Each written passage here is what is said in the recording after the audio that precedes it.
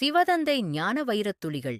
இனிமையான குழந்தைகளே, இந்த எல்லைக்கப்பாற்பட்ட நாடகத்தில் நீங்கள் அதிசயமான நடிகர்கள். இது அனாதியான நாடகம். இதில் கொஞ்சம் கூட மாற்றம் ஏற்பட முடியாது. மூலவதனத்திலிருந்து தொடங்கி முழு நாடகத்தின் முதல் இடைக்கடைசியின் ஆழமான ரகசியத்தை தொலைநோக்கி பார்வையுள்ள குழந்தைகள்தான் புரிந்து கொள்ள முடியும். விதை மற்றும் மரத்தின் அனைத்து ஞானமும் அவர்களின் புத்தியில் இருக்கும். இந்த எல்லைக்கப்பாற்பட்ட நாடகத்தில் சரீரம் என்ற ஆடையை அணிந்து நடித்துக் கொண்டிருக்கும் ஆத்மா எனும் நடிகன் சத்யுகத்திலிருந்து தொடங்கி கலியுகம் வரை நடிக்க வேண்டும். எந்த நடிகரும் இடையில் திரும்பிச் செல்ல முடியாது. துக்கம் ஏற்படும்போது சுகத்தை கொடுப்பதற்காக தந்தை வரவேண்டியுள்ளது. சாந்திதாமம் வீடாகும். அங்கே நடிப்பு எதுவும் நடிக்கப்படுவதில்லை. நினைவு செய்து செய்து தூய்மை ஆகிவிடுவீர்கள். தன்னை தமோ பிரதானத்திலிருந்து சதோ பிரதானமாக்க வேண்டும். மாயையின் மீது வெற்றியடைய வேண்டும். இப்போது பாபா உங்களை புத்திசாலிகளாக ஆக்கியுள்ளார். தந்தை இங்கே வருகிறார் என்றால் சட்டென உயர்ந்த நிலைக்கு ஏற்றி வைத்து விடுகின்றார். ஒரு வினாடியின் விஷயமாகும். நாம் பல ரூபங்களின் நடிப்பை நடிக்கிறோம். பெயர், ரூபம், தேசம், அங்க லட்சணங்கள் மாறியபடி இருக்கும். சூட்சும உலகத்தில் ஒன்றுமில்லை. தொடர்பு முழுவதும் மூலவதனத்துடனும் ஸ்தூல வதனத்துடனும் தான். மற்றபடி சூட்சும வதனம் சிறிது காலத்திற்கானதாகும். பாபா வழி காட்டுகிறார். ஸ்ரீமத் உயர்ந்த வழி கொடுக்கிறார். நினைவில் இருப்பதற்கான வழியை கொடுக்கிறார். தனது முயற்சியைச் செய்ய வேண்டும். தனிமையில் செல்வதில் மிகவும் மகிழ்ச்சி உள்ளது. தன்னுடைய ஆர்வத்தில் மட்டுமே ஈடுபட்டு இருப்பீர்கள். இன்னொருவருடன் இருந்தால் புத்தி இங்கும் அங்கும் போகும். ஆத்மாவுக்கு உரிமை உள்ளது தந்தையிடமிருந்து ஆஸ்தியை எடுக்க. குழந்தை கழுக்கும் சிறு வயதிலிருந்தே இந்த விதை விழுந்து விட்டது என்றால் மிகவும் நல்லது. பாபா குழந்தைகளின் முன்னேற்றத்திற்காக யுக்தி சொல்கிறார். குழந்தைகளே, தனது முன்னேற்றம் ஏற்பட வேண்டும் என்றால் அதிகாலையில் குளித்து முடித்து தனிமையில் சென்று சுற்றுங்கள் அல்லது அமர்ந்து கொள்ளுங்கள். உங்கள் புத்தியில் உள்ளது. இது புதிய உலகம், புதிய தர்மத்திற்கான புதிய ஞானமாகும். இனிமையிலும் இனிமையான குழந்தைகளுக்கு மீண்டும் கூட புரிய வைக்கிறார். வேக வேகமாக முயற்சி செய்யுங்கள். சரீரத்தின் மீது நம்பிக்கை இல்லை. இன்றைய நாட்களில் மரணம் என்பது மிகவும் எளிதான ஒன்றாக, சாதாரண நிகழ்ச்சி ஆகிவிட்டுள்ளது. தனது முயற்சியை செய்தபடி இருங்கள். நல்லது. சிவதந்தை தந்த வரதான நினைவின் பிராப்தி. மேனிஃபெஸ்டேஷன் ஆஃப் திஸ் டே.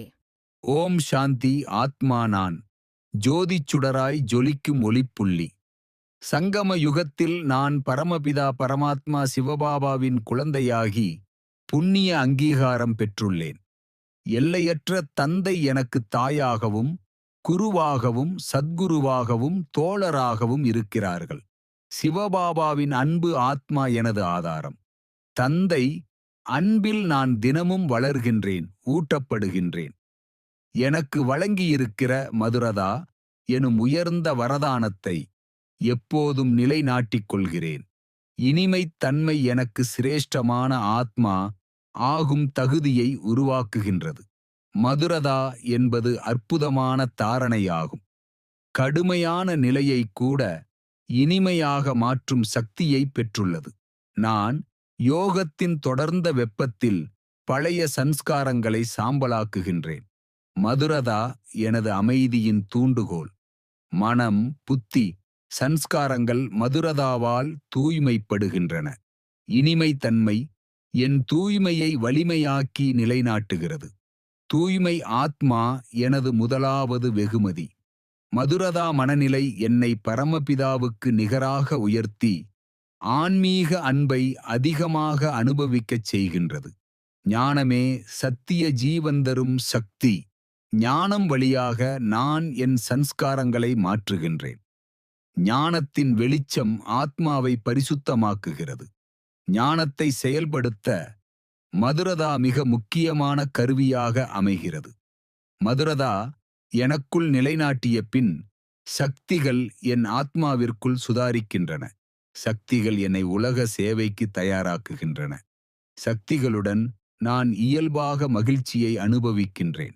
ஸ்தூல உலகிலும் தேவதை வாழ்க்கை வாழுகிறேன். தேவதையான நிலை மதுரதாவால் நிலை நிற்கின்றது. என் 2 மணித்துளிகள் திருஷ்டி மற்றும் வார்த்தை இனிமையுடன் நிரம்பி மற்ற ஆத்மாக்களையும் நிரப்புகின்றது. சக்திகளை பிற ஆத்மாக்களுடன் பகிர்கின்றேன்.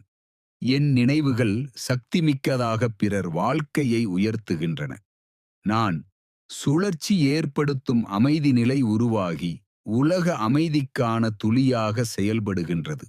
புனிதத்தை நான் கடைசி வரை வைத்திருக்கின்றேன்.